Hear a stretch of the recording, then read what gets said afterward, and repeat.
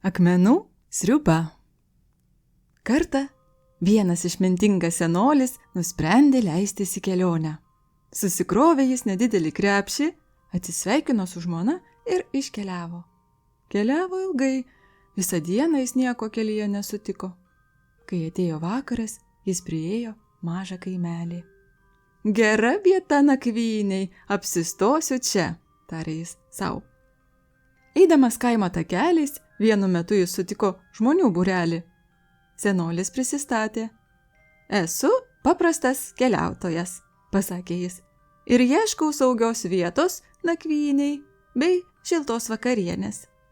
Mielai pasiūlytume jums nakvynę, pasakė jam kaimo gyventojai, bet maisto turime labai mažai. Šiemet mūsų derlius buvo labai prastas ir visame kaime trūksta ką valgyti. Dauguma mūsų vos pragyvena. Labai gaila tai girdėti, tarė senolis, bet dėl manęs jums nereikia rūpintis. Aš jau turiu viską, ko man reikia. Tiesą sakant, galvojau išvirti akmeninės sriubos ir pasidalinti su jumis visais. Akmeninės sriubos? Paklausė kaimiečiai. Kokia tai sriuba? Niekada nesame girdėję apie tokią akmeninę sriubą. O, ji nuostabi, pasakė senolis. Geriausia sriuba, kokią esu ragavęs. Jei atnešite man sriubos puodą ir vandens, išvirsiu visiems. Kaimo gyventojai nuskubėjo atgal, kiekvienas į savo namus. Po kurio laiko vienas grįžo nešinas dideliu sriubos puodu, kitas malkomis ugniai, o dar kiti atnešė vandens. Kai ugniai besikūrenant vanduo ėmė virti, senolis išsitraukė mažą šilkinį maišelį. Iškilmingai įkišo ranką ir ištraukė lygų apvalų akmenį. Jis atsargiai įmetė akmenį į verdantį vandenį. Kaimo gyventojai nekantriai stebėjo. Senolis ėmė maišyti puodą lėtai, mėgautis aromatu ir nekantriai čepsėti.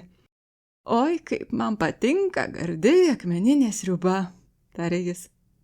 Žinoma, akmeninė sriuba su kopūstais, va čia tai būtų dar geriau. Galbūt rasime kelis kopūstus, pasakė vienas žmogelis. Nuėjo jis namo ir netrukus grįžo su nedideliu kopūstu, kurį jis rado savo rūsyje. Nuostabu, pasakė senolis ir įdėjo kopūstą į puodą. Šis kvapas man primena, kai valgiau akmenų sriubą su kopūstais ir trupučiu sūdytos mėsytės. Tai skani sriuba buvo.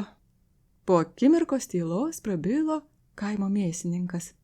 Žinau, kur galima rasti truputėlį sūdytos mėsytės, pasakė jis ir nuėjo į savo parduotuvę jos parnešti. Grįžus jam, senolis įdėjo mėsą į sriubos puodą ir toliau maišė.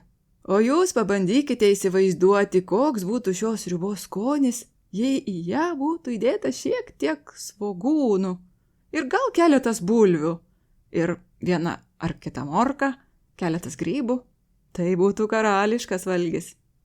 Net nespėjus apsisukti, sriubos puodas buvo pilnutėlis įvairiausių daržovių ir morkų, ir bulvių, grybų, ir svogūnų, ropių, ir šparaginių pupelių, burokėlių ir salierų.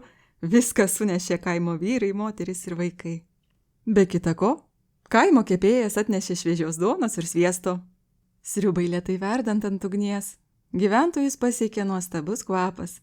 Atsipalaidavo jie ir ėmė smagiai šnekučiuotis, dalytis dainomis, istorijomis ir anekdotais. Kai sriuba pagaliau išvirė, senolis išpilstė ją į dubenėlius ir visi kartu gardžiai pavalgė. Sriubos buvo daugiau nei pakankamai, kad visi galėtų sočiai pavalgyti. Vėliau visi pareiškė, kad tai buvo geriausia sriuba, kokią jiems teko ragauti. Kaimo vadovas nusivedė senolį į šalį ir tyliai pasiūlė jam daug pinigų už stebuklingąjį akmenį. Tačiau senolis atsisakė jį parduoti. Kitą rytą jis atsikėlė anksti ir susikrovė visus daiktus. Išvažiuodamas iš kaimo jis praėjo pro grupę vaikų žaidžiančių pakelėje.